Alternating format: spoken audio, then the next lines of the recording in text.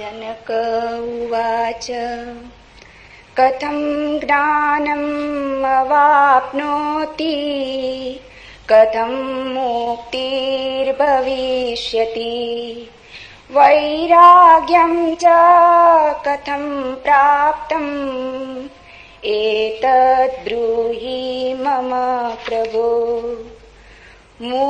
अष्टवक्र उवाच मुक्तिमीच्छसि चेतात विषयान् विषवात्यज क्षमार्जवदया तोष सत्यं पीयूषार्कज। न पृथ्वी न जलं न अग्निः वायुद्यो न वा भवान् येषां साक्षिणम् आत्मानं चिद्रूपं विद्धि मुक्ते। यदि देहं पृथक्कृत्य चित्ति विश्राम्यतिष्ठसि अधुनैव सुखी शान्तो बन्धमुक्तो भविष्यसि। न त्वं विप्रादिको वर्णो नाश्रमी नाक्षगोचर असङ्गोऽसि निराकारो विश्वसाक्षी सुखी भव। धर्माधर्मौ सुखं दुःखं मानसानि न ते विभो न कर्तासि न भोक्तासि मुक्त एवासि सर्वदा।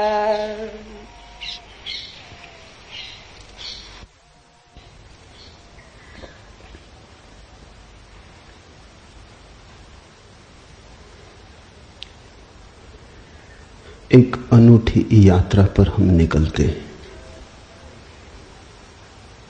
मनुष्य जाति के पास बहुत शास्त्र हैं, पर अष्टावक्र गीता जैसा शास्त्र नहीं। वेद फीके हैं,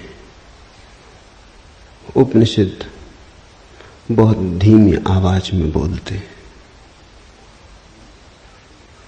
गीता में भी ऐसा गौरव नहीं जैसा अष्टावक्र की संहिता में।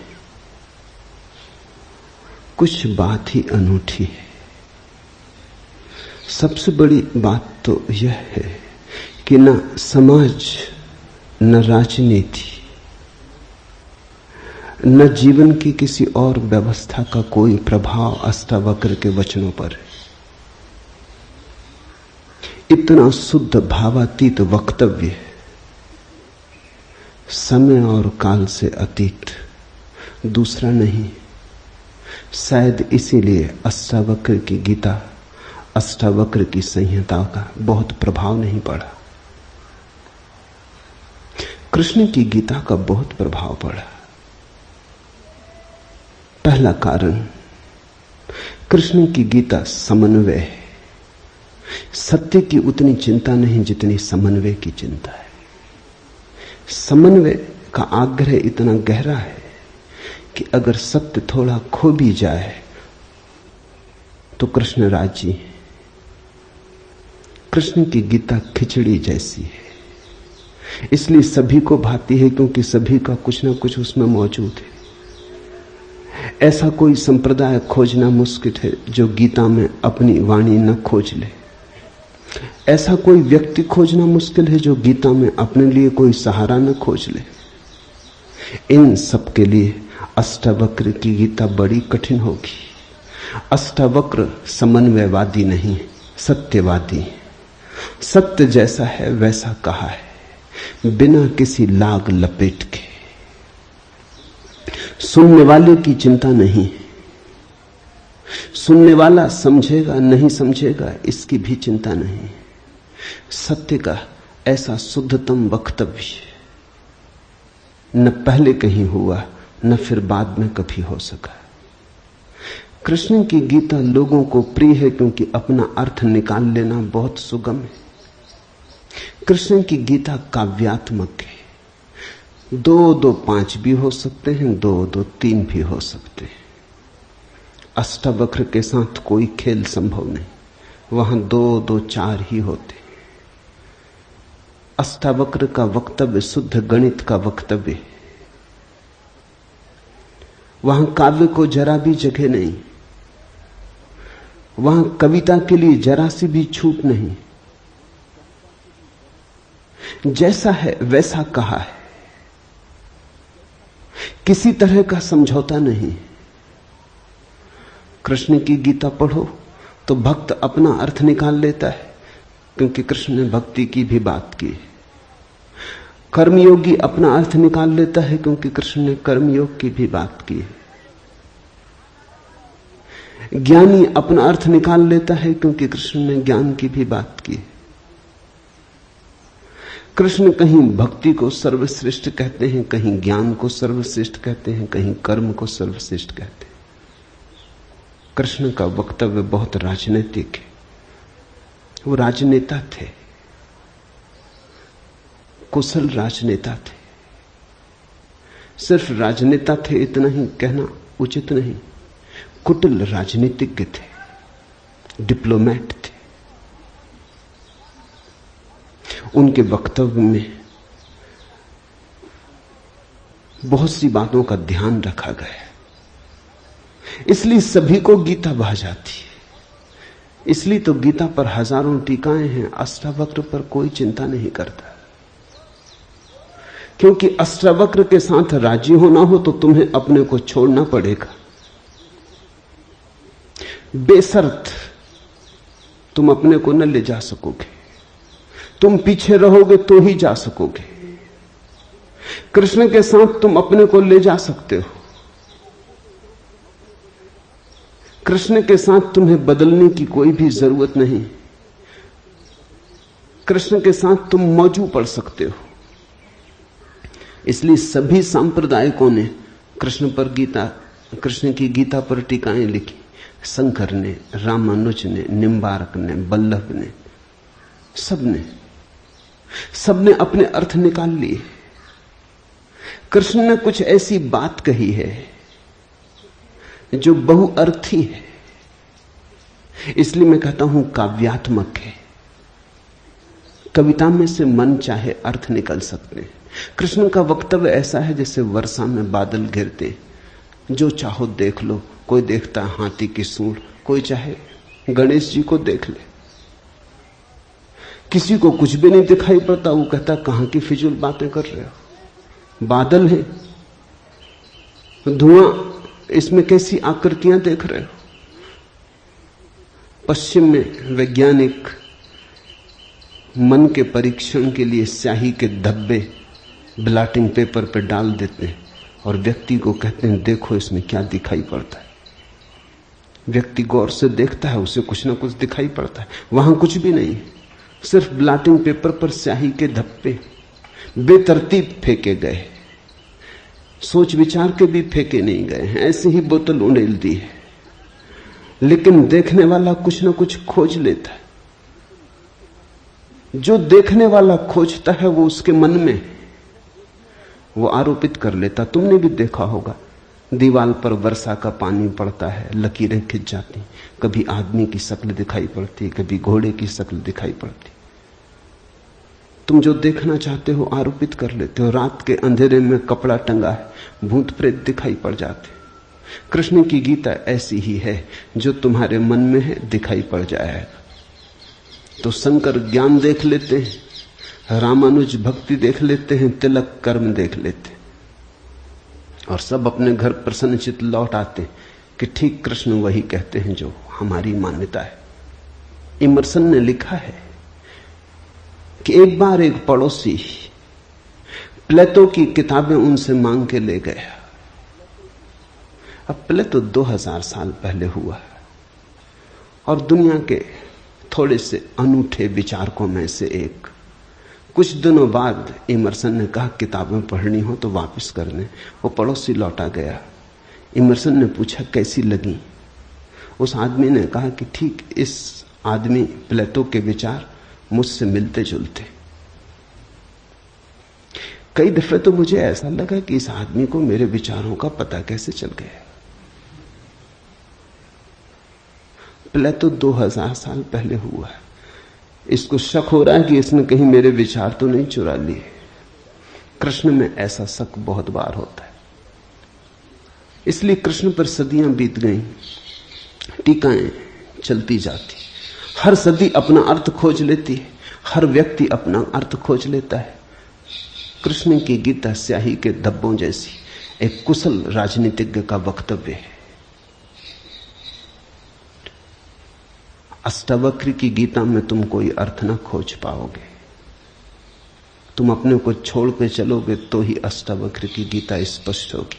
अष्टावक्र का सुस्पष्ट संदेश है, उसमें जरा भी तुम अपनी व्याख्या ना डाल सकोगे, इसलिए लोगों ने टीकाएं नहीं लिखी। टीका लिखने की जगह नहीं है, तोड़ने मड़ोड़ने का उपाय नहीं है, तुम्हारे मन के लिए सुविधा नहीं है कि तुम कुछ डाल दो। अष्टावक्र ने इस तरह से वक्तव्य दिया है कि सदियां बीत गई, उस वक्तव्य में कोई कुछ जोड़ नहीं पाया, घटा नहीं पाया। बहुत कठिन है ऐसा वक्तव्य देना। शब्द के साथ ऐसी कुशलता बड़ी कठिन है। इसलिए मैं कहता हूं, एक अनूठी यात्रा तुम शुरू कर रहे हो। अष्टावक्र में राजनीतिज्ञों की कोई उत्सुकता नहीं, न तिलक की, न अरविंद की, न गांधी की, न विनोबा की, किसी की कोई उत्सुकता नहीं, क्योंकि तुम अपना खेल न खेल पाओगे। तिलक को उकसाना है देशभक्ति, उठाना है कर्म का ज्वार। कृष्ण की गीता सहयोगी बन जाती। कृष्ण हर किसी को कंधा देने को तैयार है। कोई भी चला लो गोली उनके कंधे पर रख के, वो राजी। कंधा उनका, पीछे छिपने की तुम्हें सुविधा है, और उनके पीछे से गोली चलाओ तो गोली भी बहुमूल्य मालूम पड़ती। अष्टावक्र किसी को कंधे पे हाथ भी नहीं रखने देते।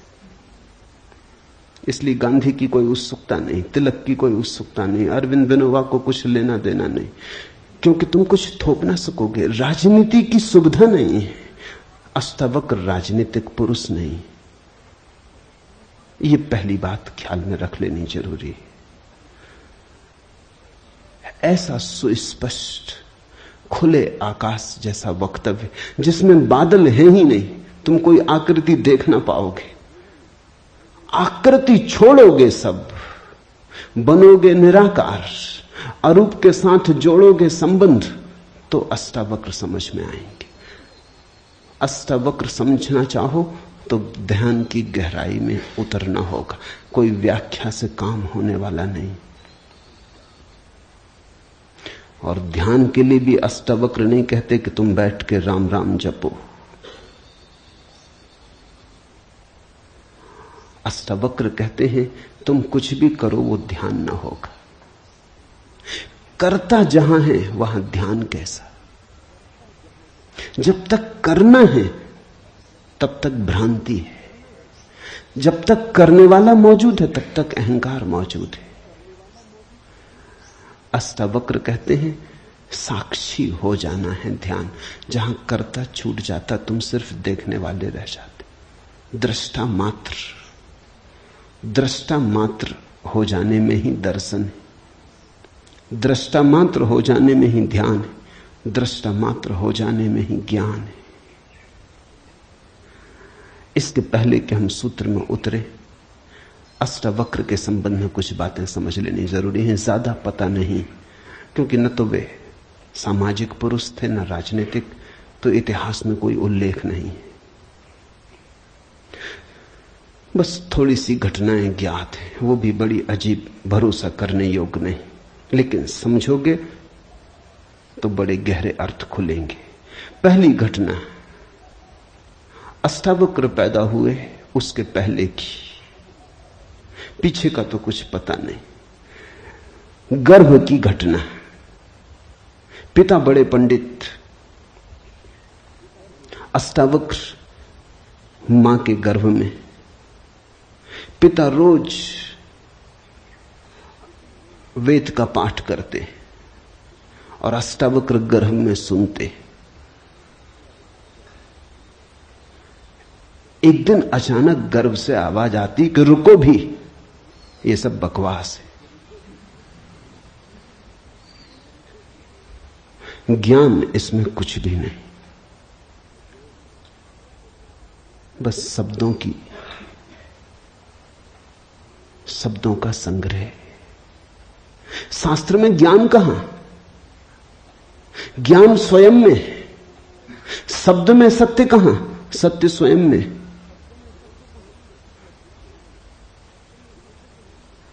पिता स्वभावतः नाराज हुए। एक तो पिता, फिर पंडित, और गर्भ में छिपा हुआ बेटा इस तरह की बात कहे, अभी पैदा भी नहीं हुआ। क्रोध में आ गए, आग बबूला हो गए। पिता का अहंकार चोट खा गया। फिर पंडित का अहंकार। बड़े पंडित थे, बड़े विवादी थे, शास्त्रार्थी थे। क्रोध में अभिशाप दे दिया कि जब पैदा होगा तो 8 अंगों से टेढ़ा होगा, इसलिए नाम अष्टावक्र। 8 जगह से कुबड़े पैदा हुए, 8 जगह से ऊंट की भांति इर्छे तिरछे। पिता ने क्रोध में शरीर को विक्षत कर दिया। ऐसी और भी कथाएं हैं। कहते हैं बुद्ध जब पैदा हुए तो खड़े खड़े पैदा हुए। मां खड़ी थी वृक्ष के तले, खड़े खड़े मां खड़ी थी, खड़े खड़े पैदा हुए। जमीन पर गिरे नहीं कि चले, 7 कदम चले। 8वें कदम पर रुककर 4 आर्य सत्यों की घोषणा की कि जीवन दुख है। अभी 7 कदम ही चले हैं पृथ्वी पर कि जीवन दुख है, कि दुख से मुक्त होने की संभावना है, कि दुख मुक्ति का उपाय है, कि दुख मुक्ति की अवस्था है, निर्वाण की अवस्था है। लाओत्सु के संबंध में कथा है कि लाओत्सु बूढ़े पैदा हुए, 80 वर्ष के पैदा हुए, 80 वर्ष तक गर्भ में ही रहे। कुछ करने की चाह ही न थी तो गर्भ से निकलने की चाह भी न हुई। कोई वासना ही न थी तो संसार में आने की भी वासना न हुई। जब पैदा हुए तो सफेद बाल थे, 80 वर्ष के बूढ़े थे।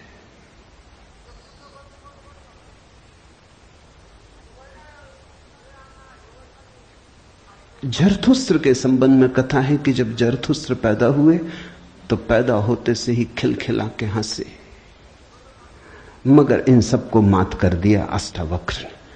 ये तो पैदा होने की बात है। अष्टावक्र ने अपना पूरा वक्तव्य दे दिया पैदा होने के पहले।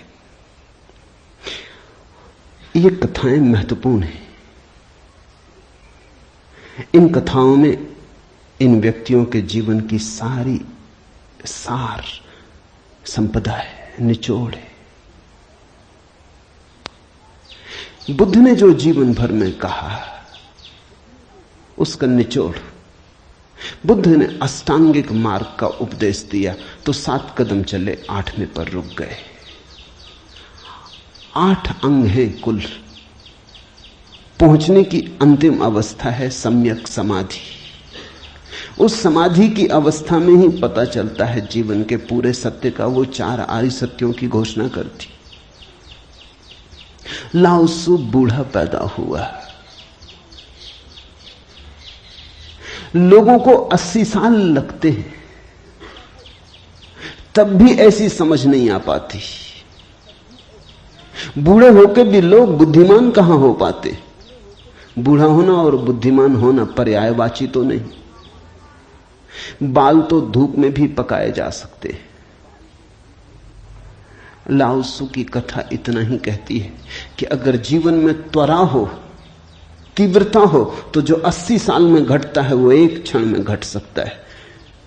प्रज्ञा की तीव्रता हो तो एक क्षण में घट सकता है। बुद्धि मलिन हो तो 80 साल में भी कहां घटता है। जरथुस्त्र जन्म के साथ ही हंसे। जरथुस्त्र का धर्म अकेला धर्म है दुनिया में जिसको हंसता हुआ धर्म कह सकते। अति पार्थिव पृथ्वी का धर्म है। इसलिए तो पारसी दूसरे धार्मिकों को धार्मिक नहीं मालूम होते, नाचते गाते प्रसन्न।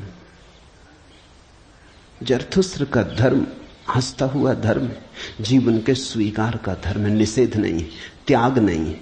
तुमने कोई पारसी साधु देखा? नंग धड़ंग खड़ा हो जाए, छोड़ दे, धूप में खड़ा हो जाए, धूनी रमा के बैठ जाए? नहीं, पारसी धर्म में जीवन को सताने, कष्ट देने की कोई व्यवस्था नहीं।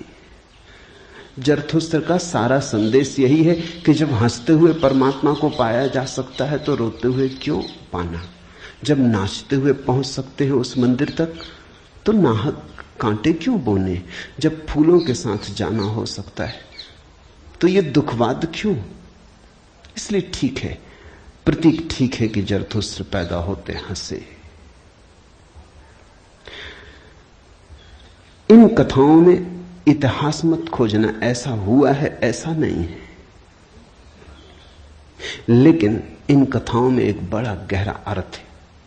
तुम्हारे पास एक बीज पड़ा है, जब तुम बीज को देखते हो तो इससे पैदा होने वाले फूल की कोई भी तो खबर नहीं मिलती। ये क्या हो सकता है इसकी भनक भी तो नहीं आती। ये कमल बनेगा, खिलेगा,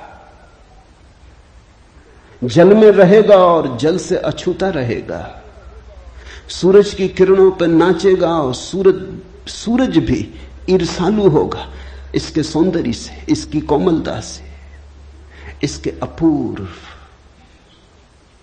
गरिमा, इसके प्रसाद से, इसकी सुगंध आकाश में उड़ेगी। ये बीज को देखकर तो पता भी नहीं चलता।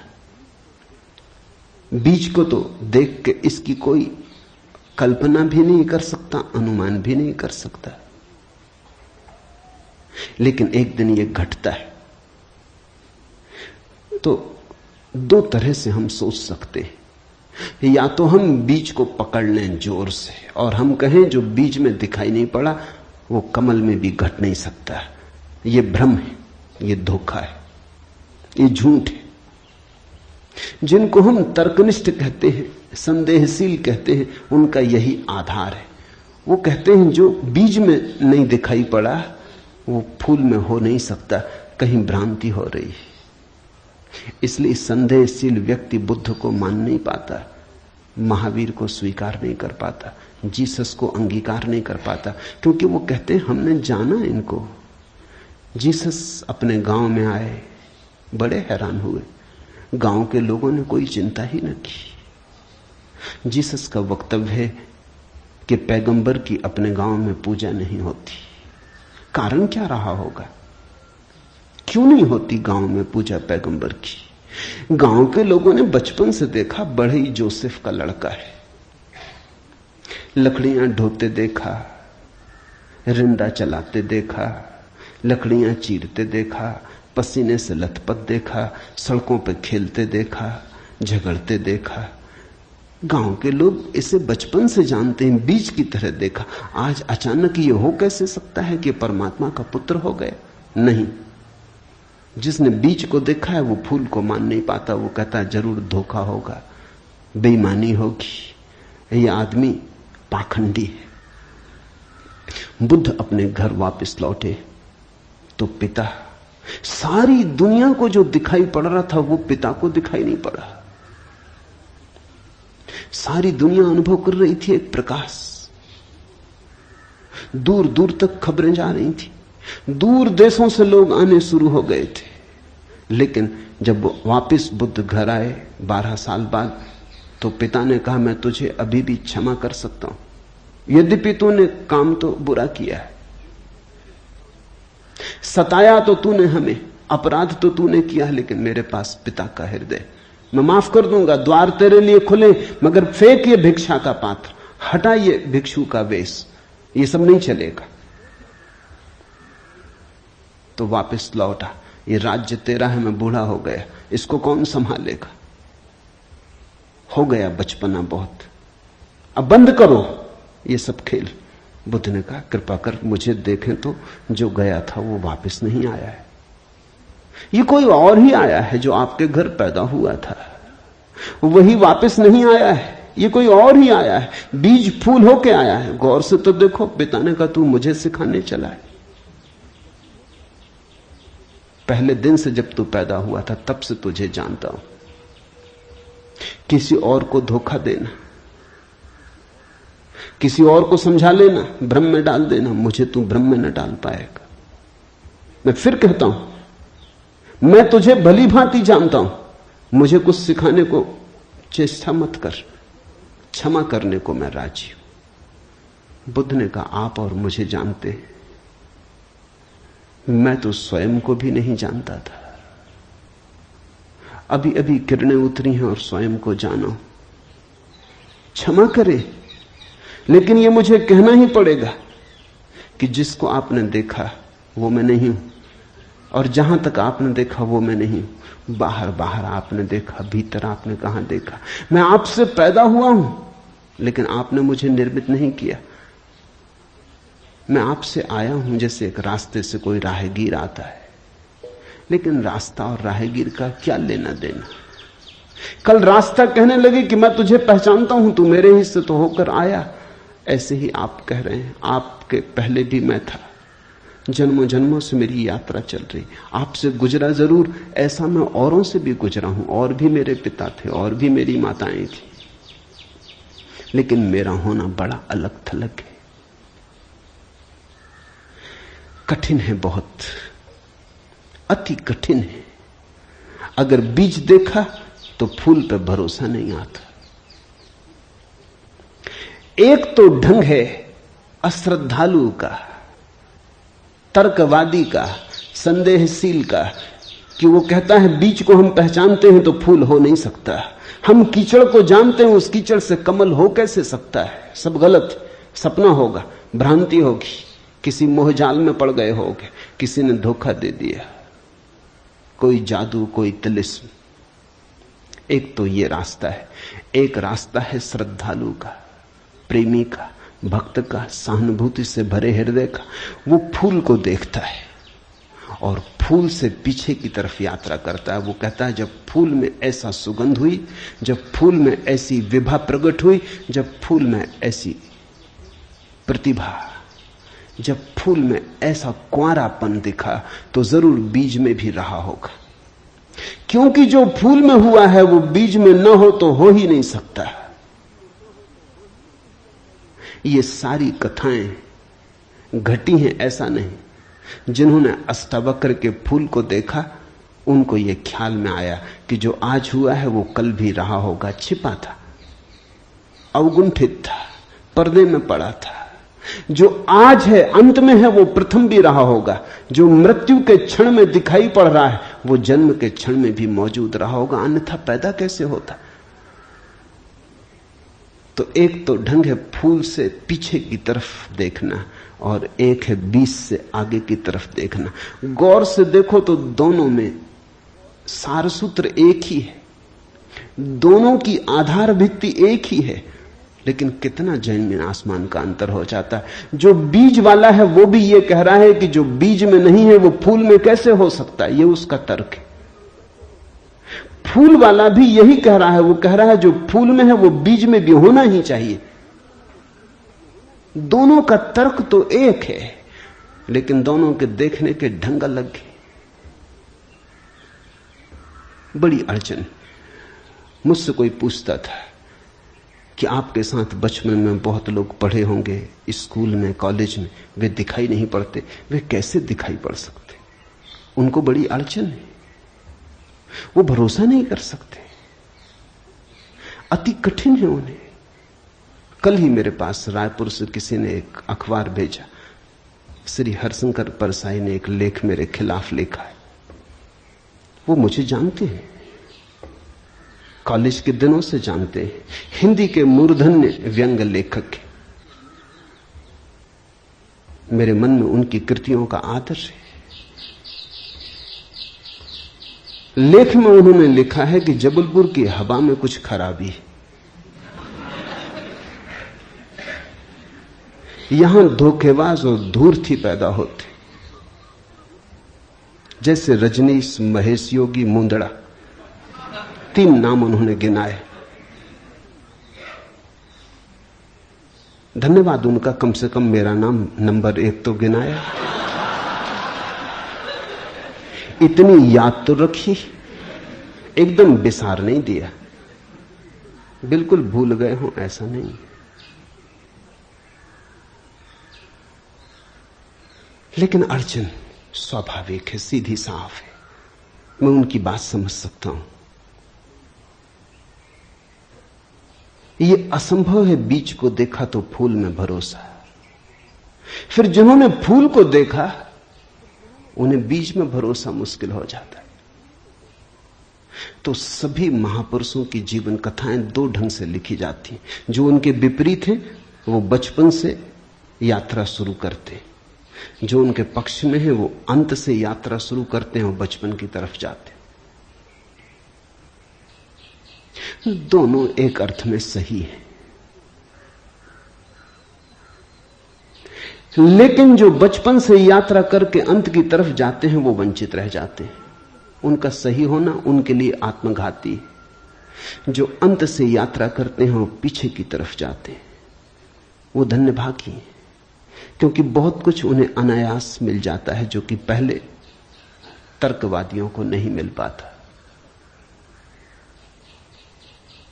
अब न केवल मैं गलत मालूम होता हूं, मेरे कारण जबलपुर तक की हवा उनको गलत मालूम होती। कुछ भूल हवा पानी में होनी चाहिए। यदि मैं उनको कहना चाहूंगा जबलपुर को कोई हक नहीं है मेरे संबंध में हवा पानी को अच्छा या खराब तय करने का। जबलपुर से मेरा कोई बहुत नाता नहीं है, थोड़े दिन वहां था, महेश योगी भी थोड़े दिन वहां थे, उनका भी कोई नाता नहीं। हम दोनों का नाता किसी और जगह से है। उस जगह के लोग इतने सोए हैं कि उन्हें अभी खबर ही नहीं है। महेश योगी और मेरा जन्म पास ही पास हुआ, दोनों गाडरवाड़ा के आसपास पैदा हुए। उनका जन्म चिचली में हुआ, मेरा जन्म कुचवाड़े में हुआ। अगर हवा पानी खराब है तो वहां का होगा। इसका दुख गाडरवाड़ा को होना चाहिए, कभी होगा, या सुख। जबलपुर को इसमें बीच में आना नहीं चाहिए। लेकिन मन कैसे तर्क रचता है। अब जो अष्टावक्र की कथा को देखेगा वो सुनते से ही कह देगा गलत, असंभव। ये तो कथा जिन्होंने लिखी है उनको भी पता है कि कहीं कोई गर्व से बोलता है। वो तो केवल इतना कह रहे हैं कि जो आखिर में प्रकट हुआ वो गर्भ में मौजूद रहा होगा। जो वाणी आखिर में खिली वो किसी न किसी गहरे तल पर गर्भ में भी मौजूद रही होगी, अन्यथा खिलती कहां से, आती कहां से? सुनने से थोड़ी कुछ आता है, हर चीज के पीछे कारण है। नहीं देख पाए हो हम, लेकिन था तो मौजूद। ये सारी कथाएं इसी का सूचक देती हैं। अष्टावक्र के संबंध में दूसरी बात जो ज्ञात है वो है जब वे 12 वर्ष के थे। बस 2 ही बातें ज्ञात हैं। तीसरी उनकी अष्टावक्र गीता है, या कुछ लोग कहते हैं अष्टावक्र संहिता। जब वे 12 वर्ष के थे तो एक बड़ा विशाल शास्त्रार्थ जनक ने रचा। जनक सम्राट थे और उन्होंने सारे देश के पंडितों को निमंत्रण दिया और उन्होंने 1000 गायें राजमहल के द्वार पर खड़ी कर दी और उन्होंने गायों के सींगों पर सोना मढ़ दिया और हीरे जवाहरात लटका दिए और कहा जो भी विजेता होगा वो इन गांवों को हाँक के ले जाए। बड़ा विवाद हुआ। अष्टावक्र के पिता भी उस विवाद में गए। खबर आई सांझ होते होते कि पिता हार रहे हैं। सबसे तो जीत चुके थे, वंदिन नाम के एक पंडित से हारे जा रहे हैं। ये खबर सुन के अष्टावक्र भी राजमहल पहुंच गया। सभा सजी थी। विवाद अपनी आखिरी चरम अवस्था में था। निर्णायक घड़ी करीब आती थी। पिता के हारने की स्थिति बिल्कुल पूरी तय हो चुकी थी। अब हारे तब हारे की अवस्था थी। अष्टावक्र दरबार में भीतर चला गया। पंडितों ने उसे देखा। महापंडित इकट्ठे थे। उसका 8 अंगों से टेढ़ा मेढ़ा शरीर, वो चलता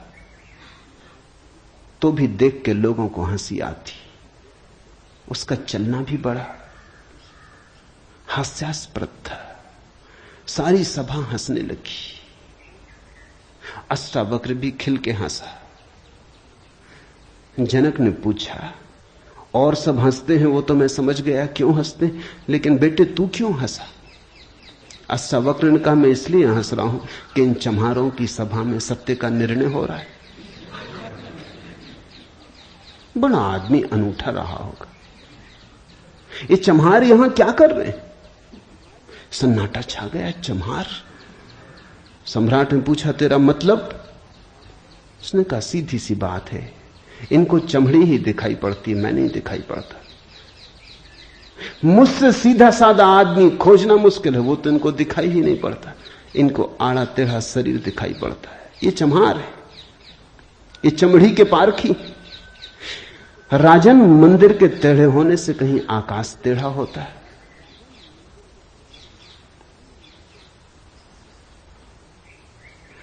घड़े के फूटे होने से कहीं आकाश फूटता है? आकाश तो निर्विकार है। मेरा शरीर टेढ़ा मेढ़ा है, लेकिन मैं तो नहीं। ये जो भीतर बसा है इसकी तरफ तो देखो। इससे तुम सीधा साधा और कुछ खोज ना सकोगे।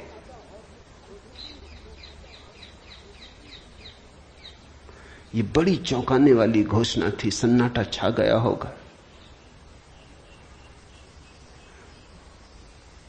जनक प्रभावित हुआ, झटका खाया।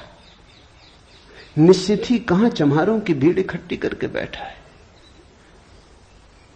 खुद पे भी पश्चाताप हुआ, अपराध लगा कि मैं भी हंसा।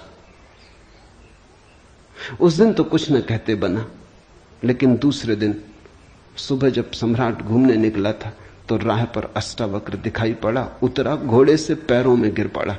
सबके सामने तो हिम्मत न जुटा पाया। एक दिन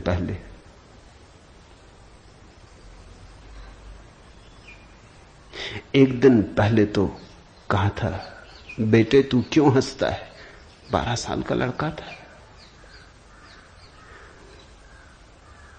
उम्र तौली थी, आज उम्र नहीं तौली।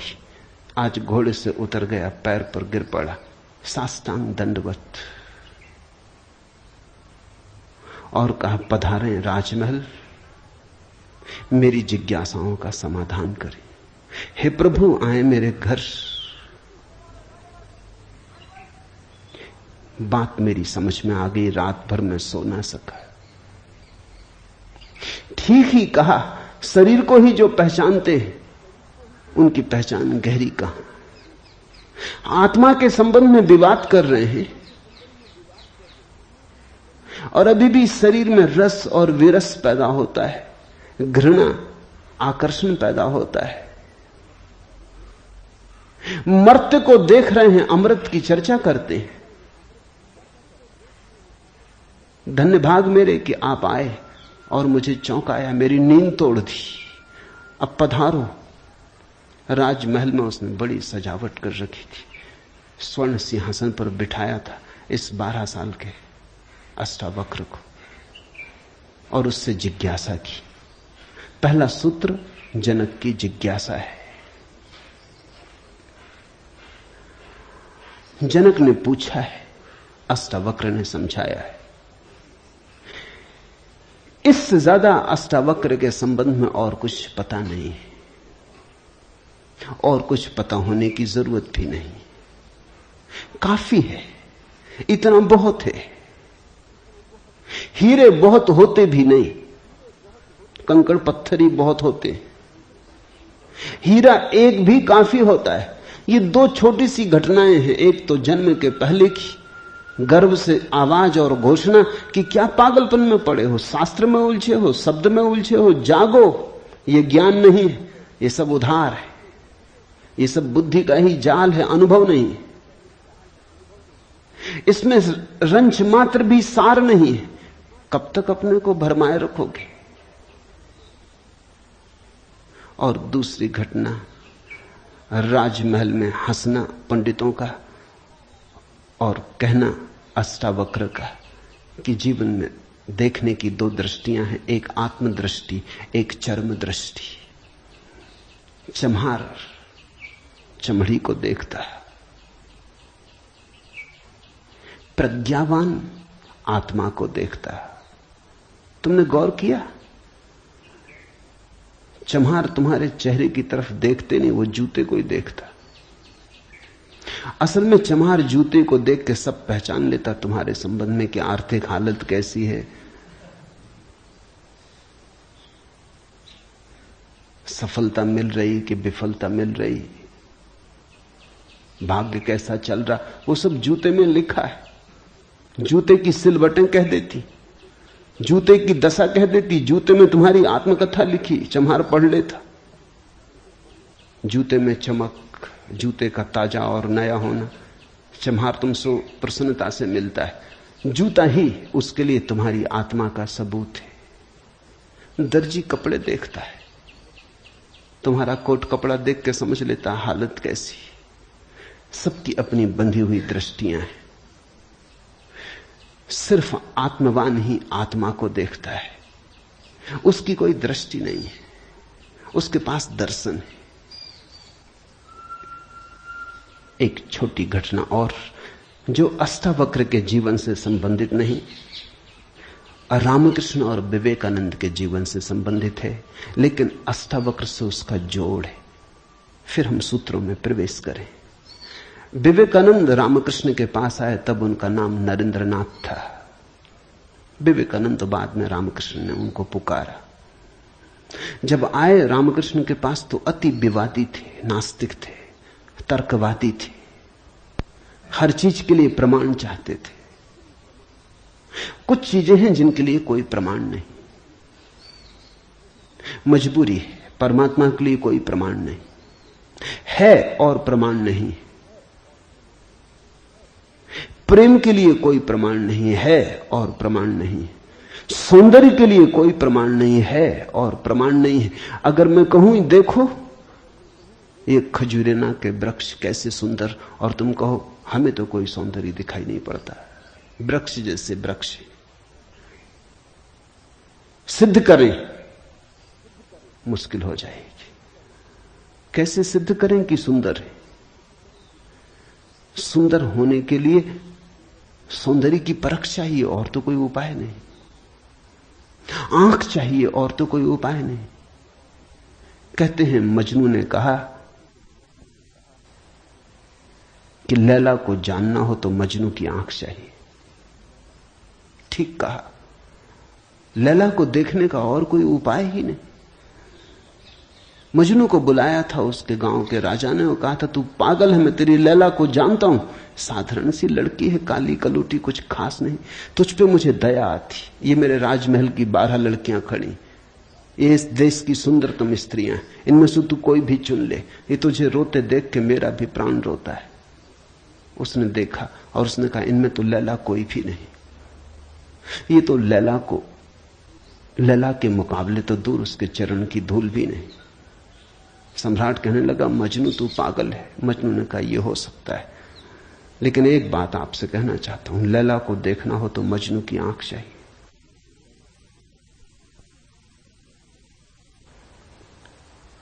कहा मजनू ने। अगर वृक्षों के सौंदर्य को देखना हो तो कला की आंख चाहिए और कोई प्रमाण नहीं। अगर किसी के प्रेम को पहचानना हो तो प्रेमी का हृदय चाहिए और कोई प्रमाण नहीं। और परमात्मा तो इस जगत के सारे सौंदर्य और सारे प्रेम और सारे सत्य का इकट्ठा नाम है।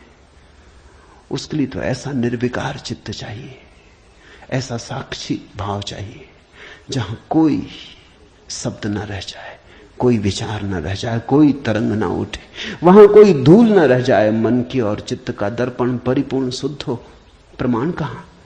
रामकृष्ण से विवेकानंद ने कहा प्रमाण चाहिए।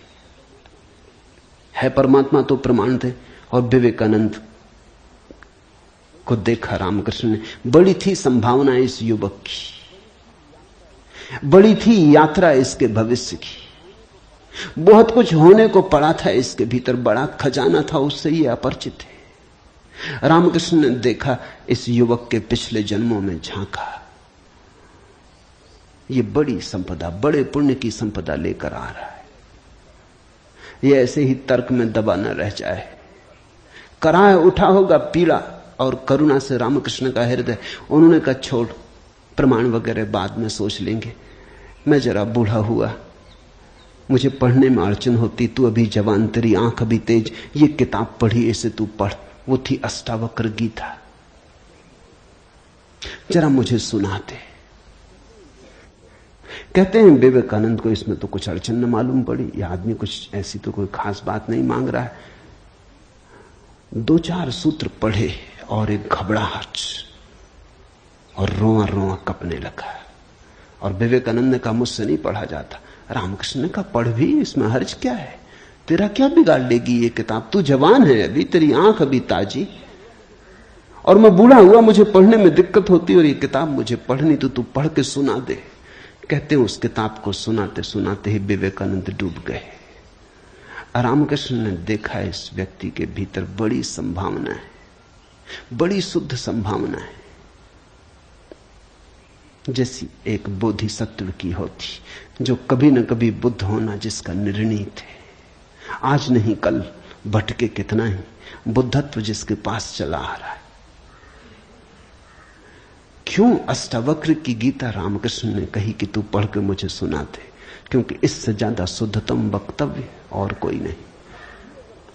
ये शब्द भी अगर तुम्हारे भीतर पहुंच जाएं तो तुम्हारी सोई हुई आत्मा को जगाने लगेंगे।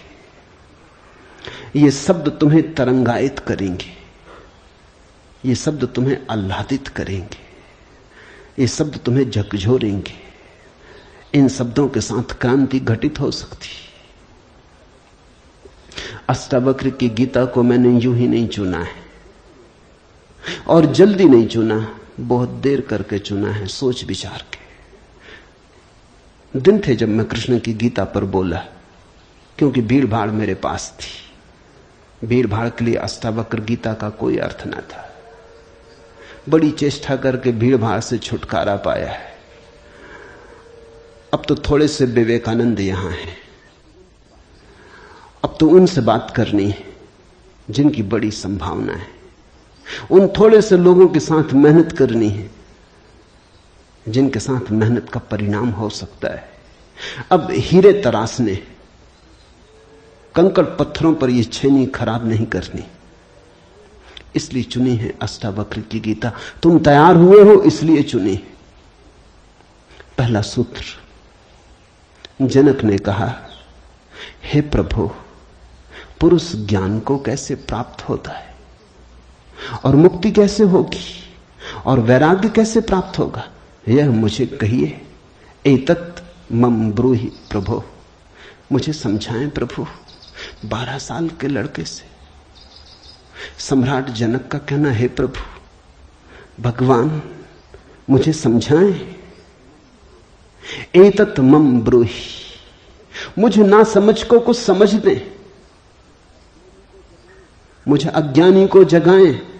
3 प्रश्न पूछे हैं। कथम ज्ञानम, कैसे होगा ज्ञान? साधारणता तो हम सोचेंगे कि यह भी कोई पूछने की बात है, किताबों में भरा पड़ा है। जनक भी जानता था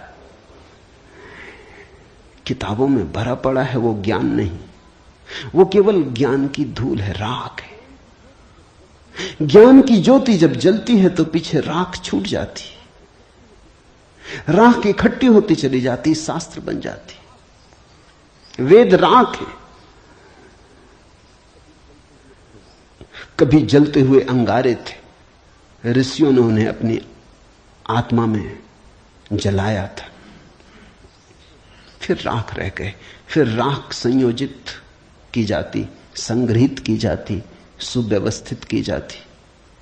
जैसे जब आदमी मर जाता है तो हम उसकी राख इकट्ठी कर लेते हैं, उसको फूल कहते हैं। बड़े मजेदार लोग हैं जिंदगी में जिसको फूल नहीं कहा। उसकी हड्डी वड्डियां इकट्ठी कर लाते हैं, कहते फूल संजोला है, फिर संभाल कर रखते, मंजूसा बनाते। जिसको जिंदगी में कभी फूल का आदर नहीं दिया, जिसको जिंदगी में कभी फूल की तरह देखा नहीं, जब मर जाता है आदमी पागल है, तब उसकी हड्डी को, राख को फूल कहते। ऐसे ही जब कोई बुद्ध जीवित होता है तब तुम सुनते नहीं। जब कोई महावीर तुम्हारे बीच से गुजरता है तब तुम नाराज होते हो। लगता है यह आदमी तुम्हारे सपने तोड़ रहा है या तुम्हारी नींद में दखल डाल रहा है। ये कोई जगाने का वक्त है? अभी अभी तो सपना आना शुरू हुआ था, अभी अभी तो जरा जीतना शुरू किया था जिंदगी में, अभी अभी तो दांव ठीक लगने लगे थे, तीर ठीक ठीक जगह पड़ने लगा था, और ये सज्जन आ गए, ये कहते हैं सब आसार है।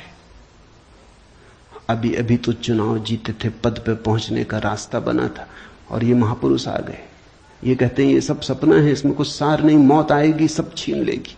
छोड़ो भी, जब मौत आएगी तब देखेंगे, बीच में तो इस तरह की बातें मत उठाओ। लेकिन जब महावीर मर जाते, बुद्ध मर जाते, तब उनकी राख को हम इकट्ठी कर लेते हैं, फिर हम धम्म पद बनाते, वेद बनाते, फिर हम पूजा के फूल चढ़ाते। जनक भी जानता था कि शास्त्रों में सूचनाएं भरी पड़ी, लेकिन उसने पूछा कथम ज्ञानम, कैसे होगा ज्ञान? क्योंकि कितना ही जान लो ज्ञान तो होता ही नहीं। जानते जाओ, शास्त्र कंठस्थ कर लो, तोते बन जाओ, एक एक सूत्र याद हो जाए, पूरे वेद स्मृति में छप जाएं, फिर भी ज्ञान तो होता नहीं। कथम ज्ञानम, कैसे होता ज्ञान? कथम मुक्ति, मुक्ति कैसे होगी? क्योंकि जिसको तुम ज्ञान कहते हो वो तो बांध लेता उल्टे, मुक्त कहां करता। ज्ञान तो वही है जो मुक्त करे। जीसस ने कहा है सत्य वही है जो मुक्त करे, ज्ञान तो वही है जो मुक्त करे। ये ज्ञान की कसौटी है। पंडित मुक्त तो दिखाई नहीं पड़ता, बंधा दिखाई पड़ता है, मुक्ति की बातें करता है, मुक्त दिखाई नहीं पड़ता है, हजार बंधनों में बंधा हुआ मालूम पड़ता है। तुमने कभी गौर किया, तुम्हारे तथाकथित संत तुमसे भी ज्यादा बंधे हुए मालूम पड़ते। तुम शायद थोड़े बहुत मुक्त भी हो, तुम्हारे संत तुमसे भी ज्यादा बंधे, लकीर के फकीर हैं। न उठ सकते स्वतंत्रता से, न बैठ सकते स्वतंत्रता से, न जी सकते स्वतंत्रता से। कुछ दिनों पहले कुछ जैन साध्वियों की मेरे पास खबर आई कि वो मिलना चाहती, मगर श्रावक आने नहीं देते। ये भी बड़े मजे की बात हुई। साधु का अर्थ होता है जिसने फिक्र छोड़ी समाज की, जो चल पड़ा अरण्य की यात्रा पर, जिसने कहा अब न तुम्हारे आदर की मुझे जरूरत है, न सम्मान की। लेकिन साधु साध्वी कहते हैं श्रावक आने नहीं देते। वो कहते हैं वहां भूल के मत जाना, वहां गए तो ये दरवाजा बंद। ये कोई साधुता हुई? ये तो परतंत्रता हुई, गुलामी हुई। ये तो बड़ी उल्टी बात हुई। ये तो ऐसा हुआ कि साधु श्रावक को बदले, उसकी जगह श्रावक साधु को बदल रहा है।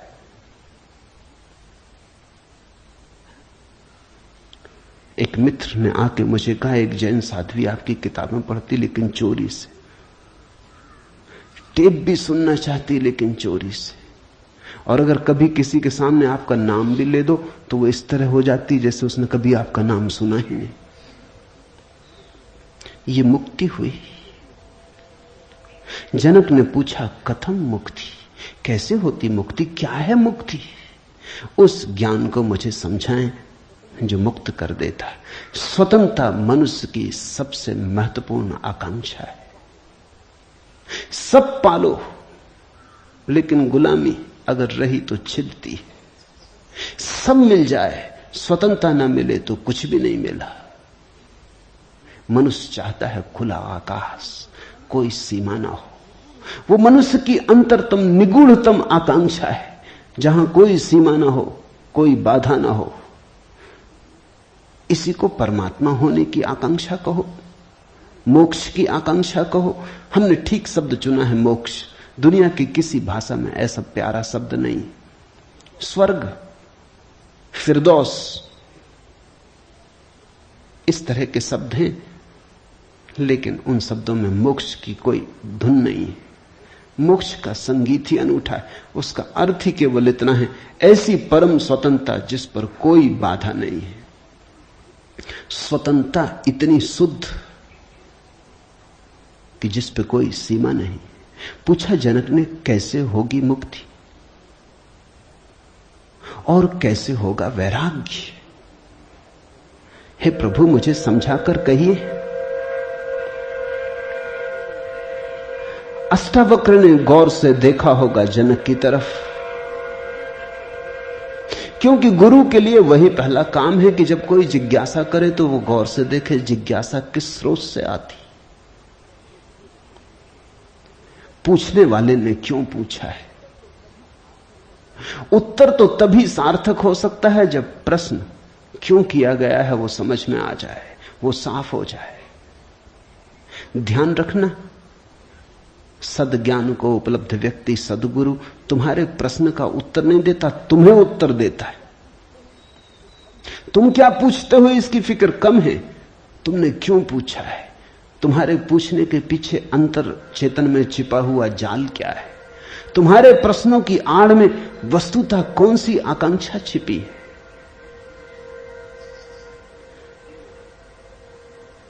दुनिया में 4 तरह के लोग हैं, ज्ञानी, मुमुक्षु, अज्ञानी, मूढ़। और दुनिया में 4 ही तरह की जिज्ञासाएं होती। ज्ञानी की जिज्ञासा तो निशब्द होती, कहना चाहिए ज्ञानी की जिज्ञासा तो जिज्ञासा होती ही नहीं। जान लिया, जानने को कुछ बचा नहीं, पहुंच गए, चित्त निर्मल हुआ, शांत हुआ, घर लौट आए, विश्राम में आ गए। तो ज्ञानी की जिज्ञासा तो जिज्ञासा जैसी होती ही नहीं। इसका यह अर्थ नहीं कि ज्ञानी सीखने को तैयार नहीं होता। ज्ञानी तो सरल छोटे बच्चे की भांति हो जाता है, सदा तत्पर सीखने को। जितना ज्यादा तुम सीख लेते हो उतनी ही सीखने की तत्परता बढ़ जाती। जितने तुम सरल और निष्कपट होते चले जाते हो उतने ही सीखने के लिए तुम खुल जाते हो। आए हवाएं तुम्हारे द्वार खुले पाती, आए सूरज तुम्हारे द्वार पर दस्तक नहीं देनी पड़ती, आए परमात्मा तुम्हें सदा तत्पर पाता है। ज्ञानी ज्ञान को संग्रहित नहीं करता, ज्ञानी सिर्फ ज्ञान की क्षमता को उपलब्ध होता है। इस बात को ठीक से समझ लेना, क्योंकि पीछे यह काम पड़ेगी। ज्ञानी का केवल इतना ही अर्थ है कि जो जानने के लिए बिल्कुल खुला है, जिसका कोई पक्षपात नहीं, जानने के लिए जिसके पास कोई पर्दा नहीं, जिसके पास जानने के लिए कोई पूर्व नियोजित योजना ढांचा नहीं। ज्ञानी का अर्थ है ध्यानी, जो ध्यानपूर्ण है। तो देखा होगा अष्टावक्र ने गौर से जनक में झांक के, ये व्यक्ति ज्ञानी तो नहीं है, ये ध्यान को तो उपलब्ध नहीं हुआ है, अन्यथा इसकी जिज्ञासा मौन होती, उसमें शब्द ना होते। बुद्ध के जीवन में उल्लेख है,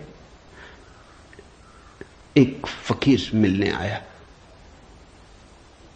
एक साधु मिलने आया, एक परिव्राजक घुमक्कड़। उसने आके बुद्ध से कहा, पूछने योग्य शब्द मेरे पास नहीं, क्या पूछना चाहता हूं उसे शब्दों में बांधने की मेरे पास कोई कुशलता नहीं। आप तो जानते ही हैं, समझ लें, जो मेरे योग को कहते हैं, ये ज्ञानी की जिज्ञासा है। बुद्ध चुप बैठे रहे, उन्होंने कुछ भी ना कहा।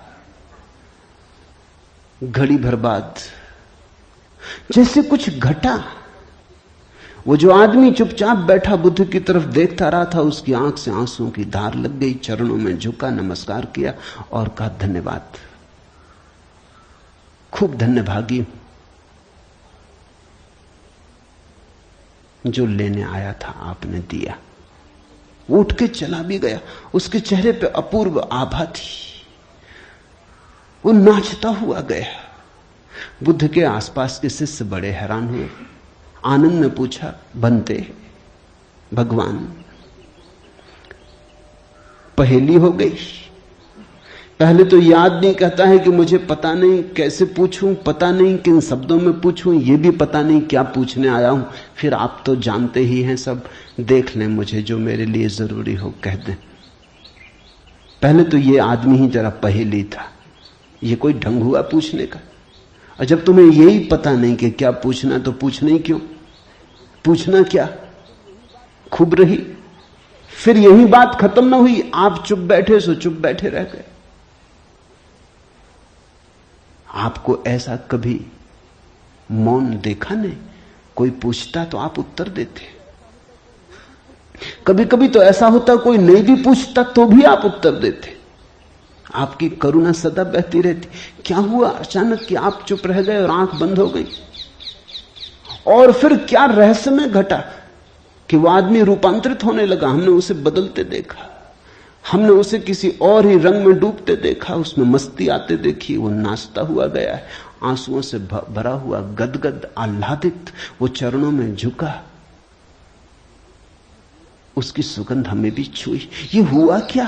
आप कुछ बोले नहीं, उसने सुना कैसे? और हम तो इतने दिनों से, वर्षों से आपके पास, हम पर आपकी कृपा कम है क्या? ये प्रसाद जो उसे दिया हमें क्यों नहीं मिलता?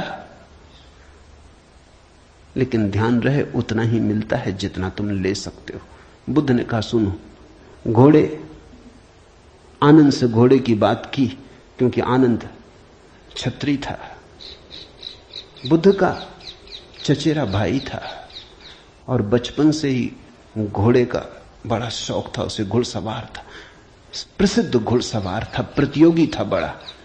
उसने कहा, सुन आनंद, बुद्ध ने कहा, घोड़े 4 प्रकार के होते। एक तो मारो भी तो भी टस से मस नहीं होते, रद्दी से रद्दी घोड़े, जितना मारो उतना ही हठ योगी हो जाते हैं, बिल्कुल हट बांध के खड़े हो जाते। तुम मारो तो वो जिद बना लेते हैं कि देखें कौन जीतता।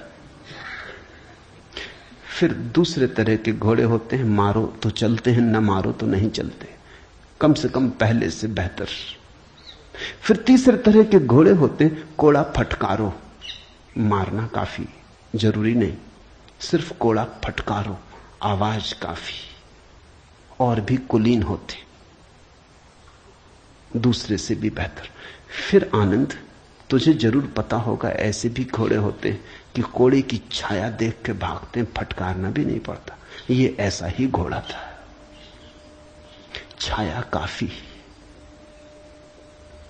अष्टावक्र ने देखा होगा गौर से। जब तुम आके मुझसे कुछ पूछते हो तो तुम्हारे प्रश्न से ज्यादा महत्वपूर्ण सवाल तुम हो। कभी कभी तुम्हें भी ऐसा लगता होगा कि तुमने जो नहीं पूछा था वो मैंने उत्तर दिया है, और कभी कभी तुम्हें ऐसा भी लगता होगा कि शायद मैं टाल गया तुम्हारे प्रश्न को, बचाव कर गया, कुछ और उत्तर दे गया हूं। लेकिन सदा तुम्हारी भीतरी जरूरत ज्यादा महत्वपूर्ण। तुम क्या पूछते हो ये उतना महत्वपूर्ण नहीं, क्योंकि तुम्हें खुद ही ठीक पता नहीं तुम क्या पूछते हो, क्यों पूछते हो। उत्तर वही दिया जाता है जिसकी तुम्हें जरूरत है। तुम्हारे पूछने से कुछ तय नहीं होता। देखा होगा अष्टावक्र ने ज्ञानी तो नहीं है जनक, अज्ञानी है फिर क्या? अज्ञानी भी नहीं है, क्योंकि अज्ञानी तो अकड़ा से भरा होता है। अज्ञानी तो झुकना जानता ही नहीं। ये तो मुझ 12 साल की उम्र के लड़के के पैरों में झुक गया, साष्टांग दंडवत की। ये अज्ञानी के लिए असंभव है। अज्ञानी तो समझता है कि मैं जानता ही हूं, मुझे कौन समझाएगा। अज्ञानी अगर कभी पूछता भी है तो तुम्हें गलत सिद्ध करने को पूछता है, क्योंकि अज्ञानी तो ये मान के चलता है कि पता तो मुझे है ही, देखें इनको भी पता है या नहीं। अज्ञानी परीक्षा के लिए पूछता है। नहीं, इसकी आंखें जनक की तो बड़ी निर्मल है।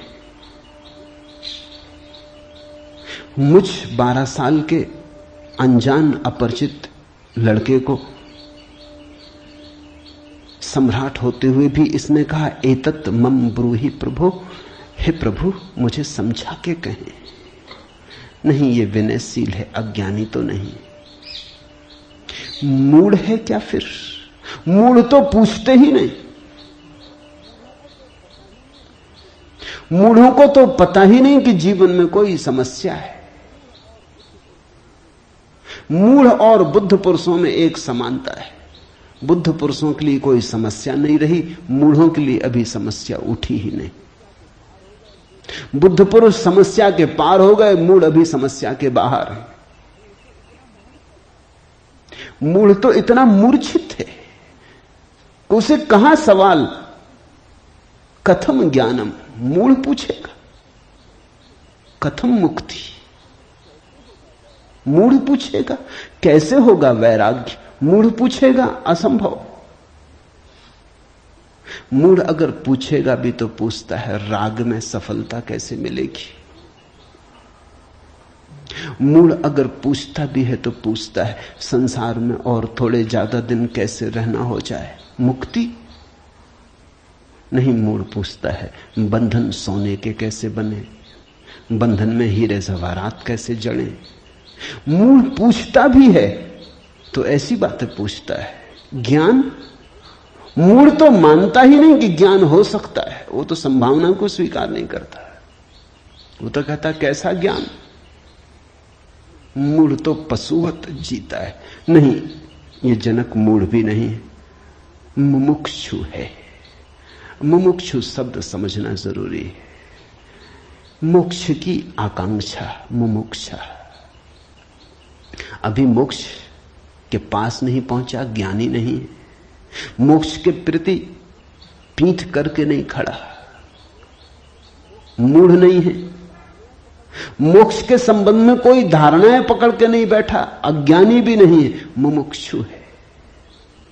मुमुक्षु का अर्थ है सरल है इसकी जिज्ञासा, न मूढ़ता से अपवित्र हो रही है, न अज्ञानपूर्ण धारणाओं से विकृत हो रही है। शुद्ध है इसकी जिज्ञासा, सरल चित्त से पूछा है। अष्टावक्र ने कहा, हे प्रिय, यदि तू मुक्ति को चाहता है तो विषयों को विष के समान छोड़ दे और क्षमा, आर्जव, दया, संतोष और सत्य को अमृत के समान सेवन कर। मुक्ति मिच्छसि चेतात विषयान विस्वत्यज। शब्द विषय बड़ा बहुमूल्य है, वो विष से ही बना है। विष का अर्थ होता है जिसे खाने से आदमी मर जाए। विषय का अर्थ होता है जिसे खाने से हम बार बार मरते, बार बार भोग, बार बार भोजन, बार बार महत्वाकांक्षा, ईर्ष्या, क्रोध, जलन, बार बार इन्हीं को खा खा के तो हम मरे, बार बार इन्हीं के कारण तो मरे। अब तक हमने जीवन में जीवन कहां जाना, मरने को ही जाना है। अब तक हमारा जीवन, जीवन की प्रज्वलित ज्योति कहां, मृत्यु का ही धुआं है। जन्म से लेकर मृत्यु तक हम मरते ही तो हैं, धीरे धीरे, जीते कहां, रोज रोज मरते। जिसको हम जीवन कहते हैं वो एक सतत मरने की प्रक्रिया है। अभी हमें जीवन का तो पता ही नहीं, तो हम जिएंगे कैसे? ये शरीर तो रोज क्षीण होता चला जाता है, ये बल तो रोज खोता चला जाता है, ये भोग और विषय तो रोज हमें चूसते चले जाते, जरा जीर्ण करते चले जाते। ये विषय और कामनाएं तो छेदों की तरह, इनसे हमारी ऊर्जा और आत्मा रोज बहती चली जाती, आखिर में घड़ा खाली हो जाता, उसको हम मृत्यु कहते। तुमने कभी देखा, अगर छिद्र वाले घड़े को कुएं में डालो तो जब तक घड़ा पानी में डूबा होता है भरा मालूम पड़ता है।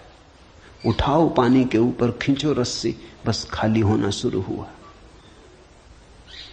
जोर का शोरगुल होता है, उसी को तुम जीवन कहते हो। जलधारें गिरने लगती, उसी को तुम जीवन कहते हो।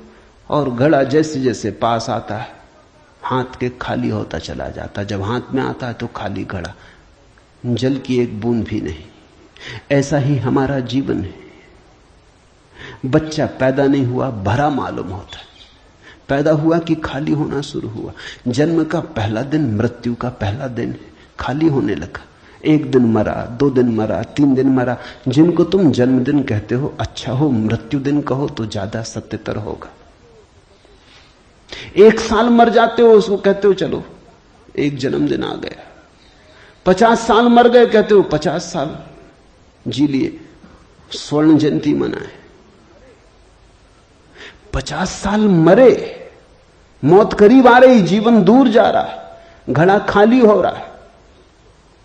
जो दूर जा रहा है उसके आधार पर तुम जीवन को सोचते हो, या जो पास आ रहा है उसके आधार पर? यह कैसा उल्टा गणित।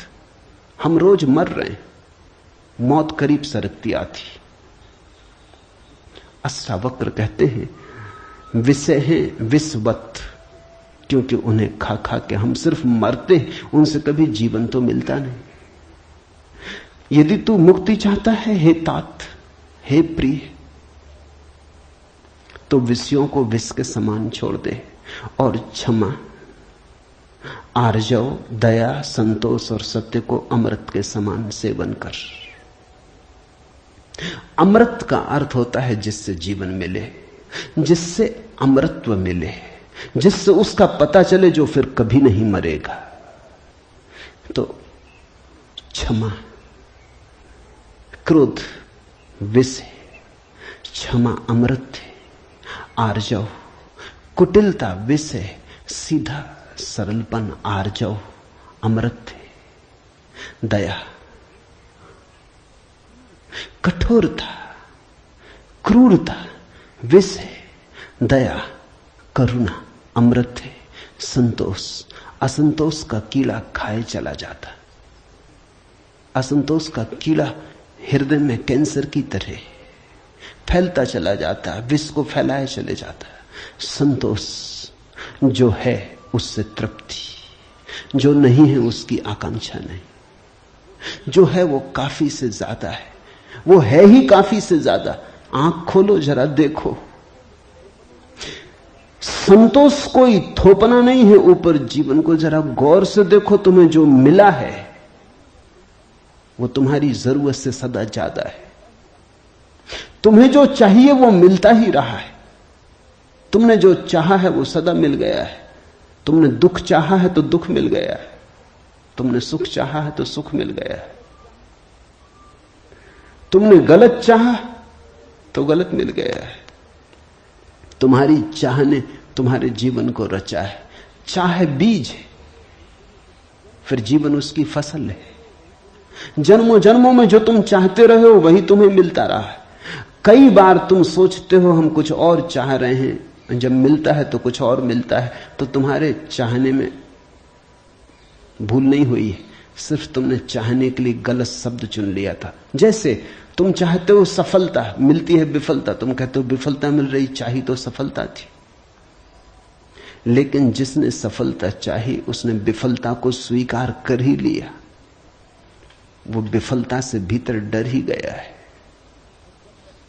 विफलता के कारण ही तो सफलता चाह रहा है। और जब जब सफलता चाहेगा तब तक विफलता का ख्याल आएगा। विफलता का ख्याल भी मजबूत होता चला जाएगा। सफलता तो कभी मिलेगी, लेकिन रास्ते पर यात्रा तो विफलता में ही बीतेगी। विफलता का भाव संघरीभूत होगा। वो इतना संघरीभूत हो जाएगा कि वही एक दिन प्रकट हो जाएगा। तब तुम कहते हो कि हमने तो सफलता चाही थी, लेकिन सफलता के चाहने में तुमने विफलता को चाह लिया। लाओजू ने कहा है सफलता चाही विफलता मिलेगी।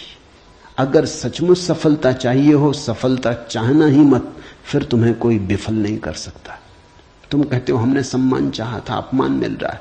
सम्मान चाहता ही वही व्यक्ति है जिसका अपने प्रति कोई सम्मान नहीं। वही तो दूसरों से सम्मान चाहता है। अपने प्रति जिसका अपमान है वही तो दूसरों से अपने अपमान को भर लेना चाहता है, ढांक लेना चाहता है। सम्मान की आकांक्षा इस बात की खबर है कि तुम अपने भीतर अपमानित अनुभव कर रहे हो। तुम्हें अनुभव हो रहा है कि मैं कुछ भी नहीं हूं, दूसरे मुझे कुछ बना दे, सिंहासन पे बिठा दे, फताकाएं फहरा दे, झंडे उठा ले मेरे नाम के, दूसरे कुछ कर दे। तुम भिखमंगे हो। तुमने अपना अपमान तो खुद कर लिया जब तुमने सम्मान चाहा, और यह अपमान गहन होता जाएगा। लाओसू कहता है मेरा कोई अपमान नहीं कर सकता क्योंकि मैं सम्मान चाहता ही नहीं। यह सम्मान को पा लेना है। लाओजू कहता है मुझे कोई हरा नहीं सकता क्योंकि जीत की हमने बात ही छोड़ दी, अब हराओगे कैसे? तुम उसी को हरा सकते हो जो जीतना चाहता है। अब ये जरा उलझा हुआ हिसाब है। इस दुनिया में सम्मान उन्हें मिलता है जिन्होंने सम्मान नहीं चाहा। सफलता उन्हें मिलती है जिन्होंने सफलता नहीं चाही। क्योंकि जिन्होंने सफलता नहीं चाही उन्होंने तो स्वीकार ही कर लिया कि सफल तो हम हैं ही, अब और चाहना क्या है। सम्मान तो हमारे भीतर आत्मा का है ही, अब और चाहना क्या है। परमात्मा ने सम्मान दे दिया तुम्हें पैदा करके, अब और किसका सम्मान चाहते हो। परमात्मा ने तुम्हें काफी गौरव दे दिया, जीवन दिया, यह सौभाग्य दिया कि आंख खोलो देखो हरे वृक्षों को, फूलों को, पक्षियों को, कान दिए सुनो संगीत को, जलप्रपात के मरमर को, बोध दिया कि बुद्ध हो सको। अब और क्या चाहते हो। सम्मानित तो तुम हो गए, परमात्मा ने तुम्हें प्रमाण पत्र दिया। तुम भिखारी की तरह किन से प्रमाण पत्र मांग रहे हो? उनसे जो तुमसे प्रमाण पत्र मांग रहे। ये बड़ा मजेदार मामला है। दो भिखारी एक दूसरे के सामने खड़े भीख मांग रहे। ये भीख मिलेगी कैसे? दोनों भिखारी हैं। तुम किससे सम्मान मांग रहे हो? किसके सामने खड़े हो? ये अपमान कर रहे हो तुम अपना, और यही अपमान गहन होता जाएगा। संतोष का अर्थ होता है देखो जो तुम्हारे पास है, देखो जरा आंख खोल के जो तुम्हें मिला ही है। ये अष्टावक्र की बड़ी बहुमूल्य कुंजी है, ये धीरे धीरे तुम्हें साफ होगी। अष्टावक्र की दृष्टि बड़ी क्रांतिकारी है, बड़ी अनूठी, जड़ मूल से क्रांति की है। संतोष और सत्य को अमृत के समान सेवन कर, क्योंकि असत्य के साथ जो जिएगा वो असत्य होता चला जाएगा। जो असत्य को बोलेगा, असत्य को जिएगा, स्वभावतः असत्य से घिरता चला जाएगा। उसके जीवन से संबंध विच्छिन्न हो जाएंगे, जड़ें टूट जाएंगी। परमात्मा में जड़ें चाहते हो तो सत्य के द्वारा ही वे जड़ें हो सकती हैं। प्रामाणिकता और सत्य के द्वारा ही तुम परमात्मा से जुड़ सकते हो। परमात्मा से टूटना है तो असत्य का धुआं पैदा करो, असत्य के बादल अपने पास बनाओ। जितने तुम असत्य होते चले जाओगे उतने परमात्मा से दूर होते चले जाओगे। तू न पृथ्वी है, न जल है, न वायु है, न आकाश है। मुक्ति के लिए आत्मा को, अपने को, इन सब का साक्षी चैतन्य जान। सीधी सीधी बातें, भूमिका भी नहीं। अभी 2 वचन नहीं बोले अष्टावक्र ने कि ध्यान आ गया, कि समाधि की बात आ गई। जानने वाले के पास समाधि के अतिरिक्त और कुछ जताने को है भी नहीं। वो 2 वचन भी बोले, क्योंकि एकदम से अगर समाधि की बात होगी तो शायद तुम चौंक ही जाओगे, समझ ही ना पाओगे। मगर 2 वचन और सीधी समाधि की बात आ गई। अष्टावक्र 7 कदम भी नहीं चलते, बुद्ध तो 7 कदम चले, 8वें कदम पे समाधि। अष्टावक्र तो पहला कदम ही समाधि का उठाते। तू न पृथ्वी है, न जल, न वायु, न आकाश। ऐसी प्रतीति में अपने को थिर कर। मुक्ति के लिए आत्मा को, अपने को, इन सब का साक्षी चैतन्य जान। साक्षी सूत्र है, इससे महत्वपूर्ण सूत्र और कोई भी नहीं। देखने वाले बनो, जो हो रहा है उसे होने दो, उसमें बाधा डालने की जरूरत नहीं। ये देह तो जल है, मिट्टी है, अग्नि है, आकाश। तुम इसके भीतर तो वो दिए हो जिसमें ये सब जल, अग्नि, मिट्टी, आकाश, वायु प्रकाशित हो रही। तुम दृष्टा हो। इस बात को गहन करो। साक्षिणाम चिद्रूपम आत्मानम विद्धि। ये इस जगत में सर्वाधिक बहुमूल्य सूत्र है। साक्षी बनो। इसी से होगा ज्ञान, इसी से होगा वैराग्य, इसी से होगी मुक्ति। प्रश्न 3 थे, उत्तर 1 है। यदि तू देह को अपने से अलग कर और चैतन्य में विश्राम कर स्थित है, तो तू अभी ही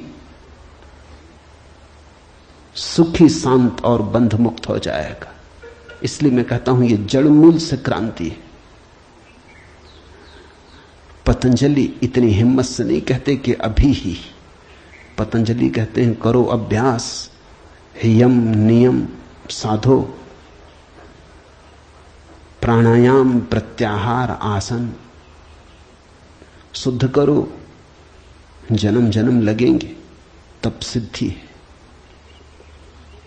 महावीर कहते हैं 5 महाव्रत,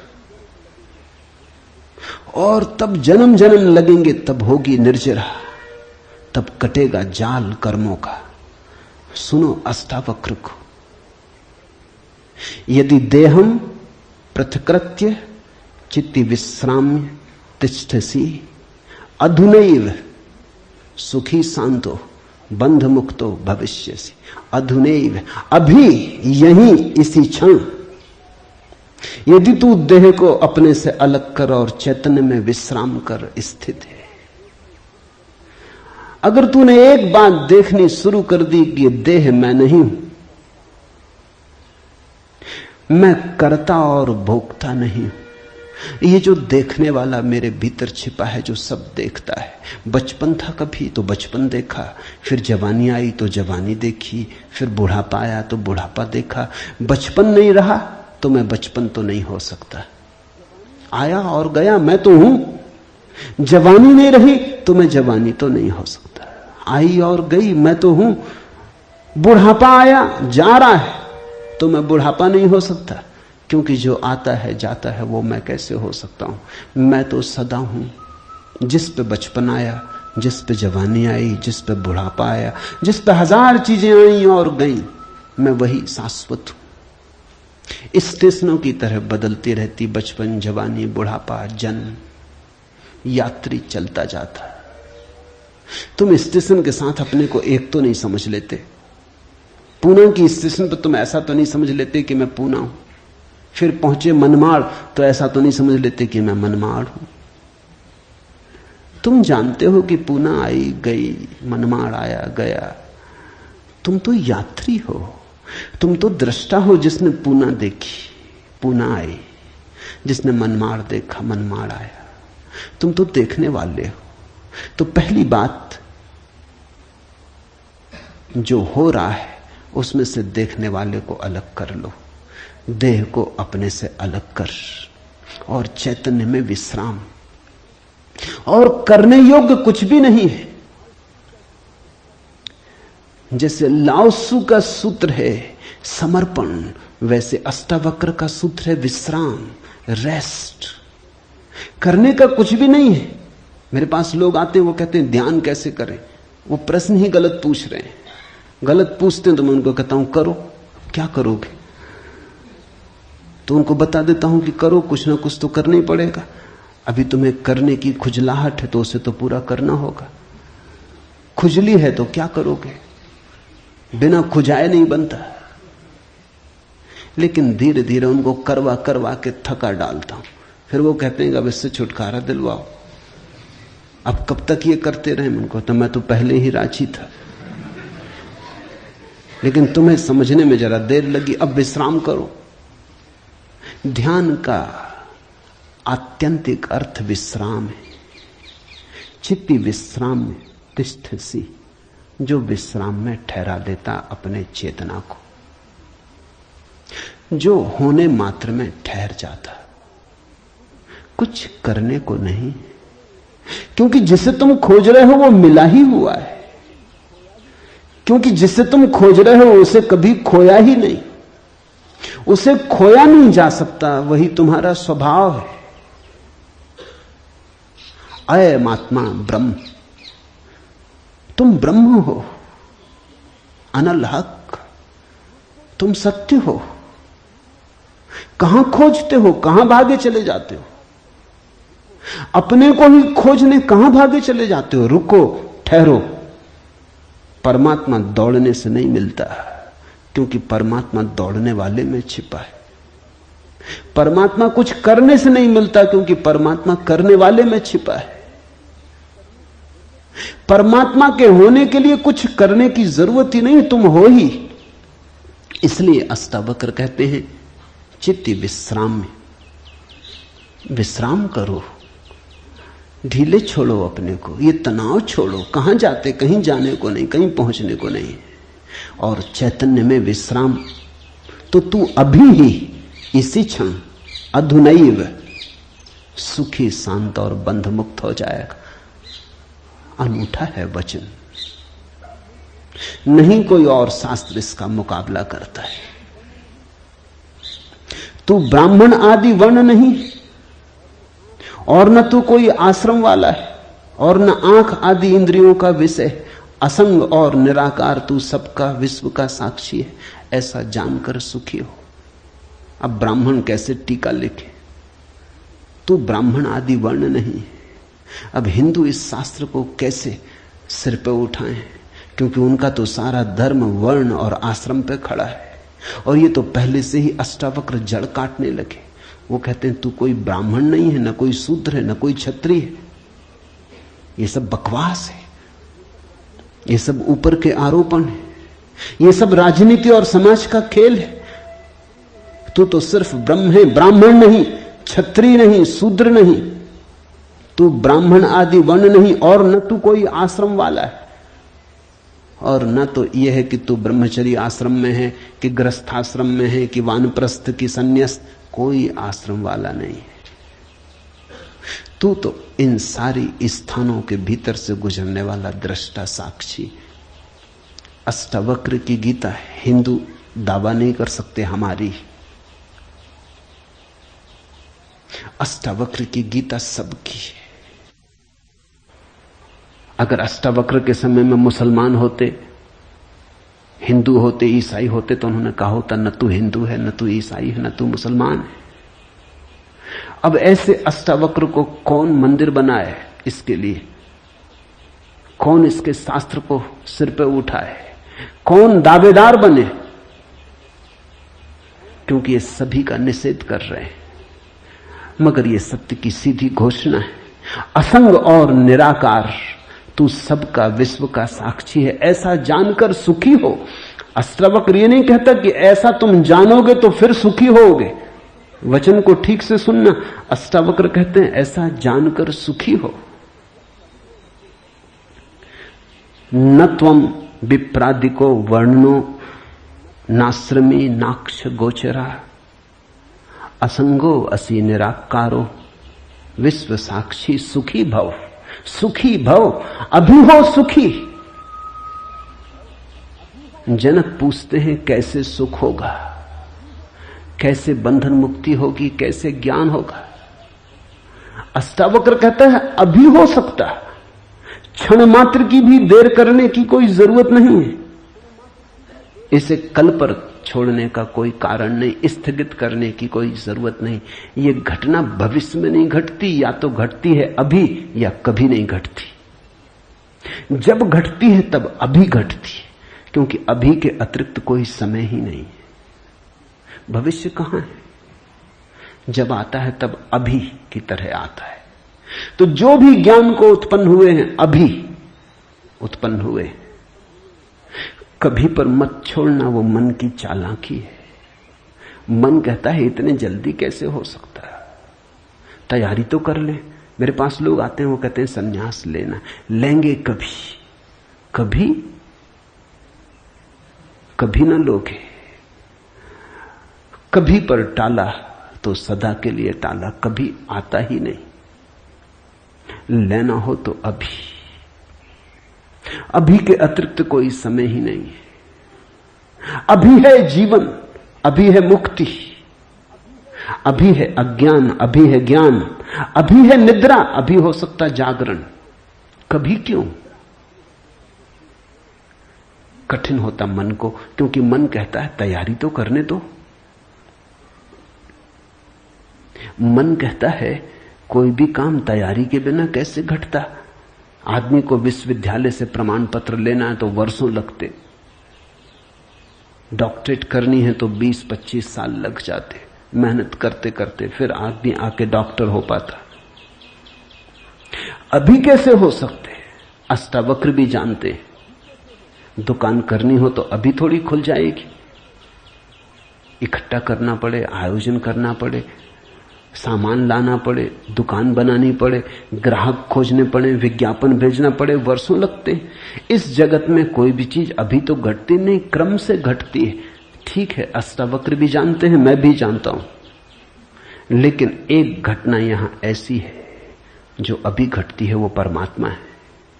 वो तुम्हारी दुकान नहीं, न तुम्हारा परीक्षालय, न तुम्हारा विश्वविद्यालय। परमात्मा क्रम से नहीं घटता, परमात्मा घट ही चुका है। आंख भर खोलने की बात है, सूरज निकल ही चुका है। सूरज तुम्हारे आंख के लिए नहीं रुका है कि तुम जब आंख खोलोगे तब निकलेगा। सूरज निकल ही चुका है, प्रकाश सब तरफ भरा ही है, अहिर्निश गूंज रहा उसका नाद, ओंकार की ध्वनि सब तरफ गूंज रही है, सतत अनाहत चारों तरफ गूंज रहा है। खोलो कान, खोलो आंख। आंख खोलने में कितना समय लगता है, उतना समय भी परमात्मा को पाने में नहीं लगता। पल तो लगता, पलक के झपने में। पल का अर्थ ही होता है जितना समय पलक को झपने में लगता उतना पल, मगर परमात्मा को पाने में पल भी नहीं लगता।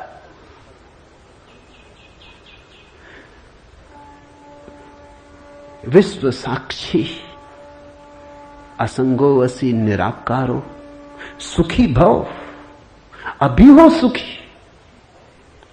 उधार नहीं है अष्टावक्र का धर्म, नगद, कैश।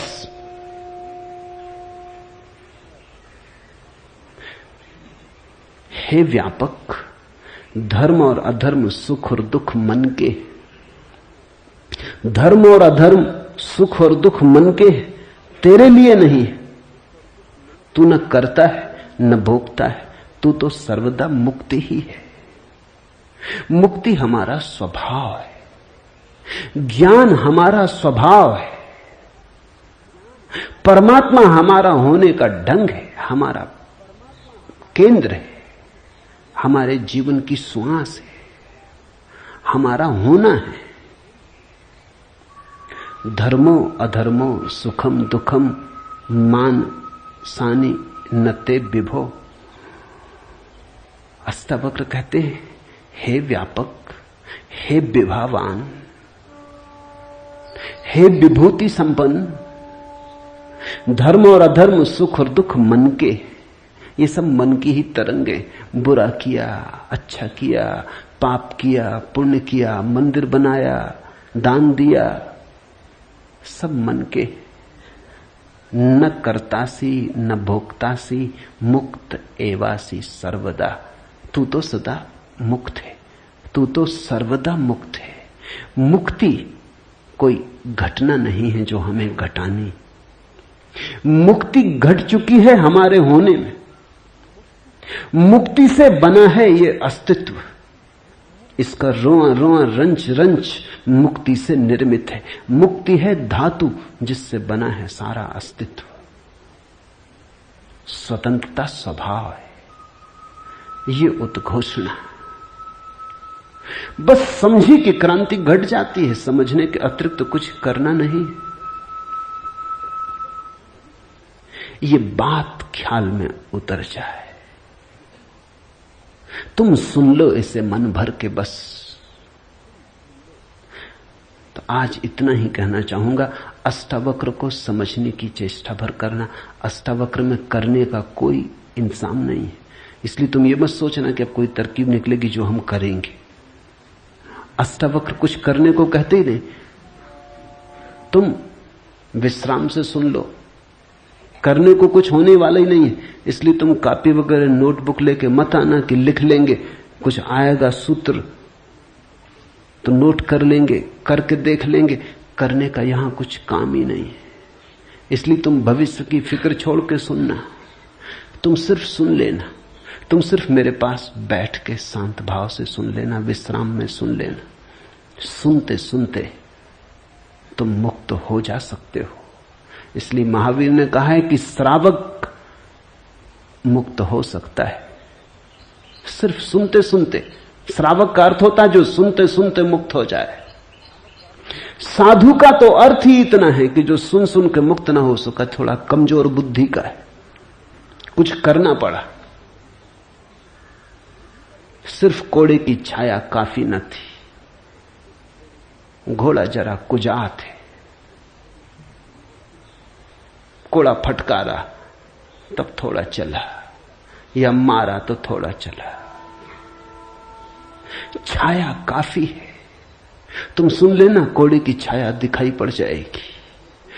तो अष्टावक्र के साथ एक बात स्मरण रखना, कुछ करने को नहीं है, इसलिए तुम आनंद भाव से सुन सकते हो। इसमें से कुछ निकालना नहीं है कि फिर करके देखेंगे। जो घटेगा वो सुनने में घटेगा। सम्यक श्रवण सूत्र है। अधुनैव सुखी शांतो बंध मुक्तो भविष्यसि। अभी हो जा मुक्त, इसी क्षण हो जा मुक्त। कोई रोक नहीं रहा, कोई बाधा नहीं, हिलने की भी जरूरत नहीं है। जहां है वहीं हो जा मुक्त, क्योंकि मुक्त तू है ही। जाग और हो जा मुक्त। असंगो वसी निराकारो विश्व साक्षी सुखी भव। हो जा सुखी। एक पल की भी देर करने की कोई जरूरत नहीं। छलांग है, क्वांटम छलांग। सीढ़ियां नहीं है अष्टावक्र में, क्रमिक विकास नहीं है, सडन इसी क्षण हो सकता है।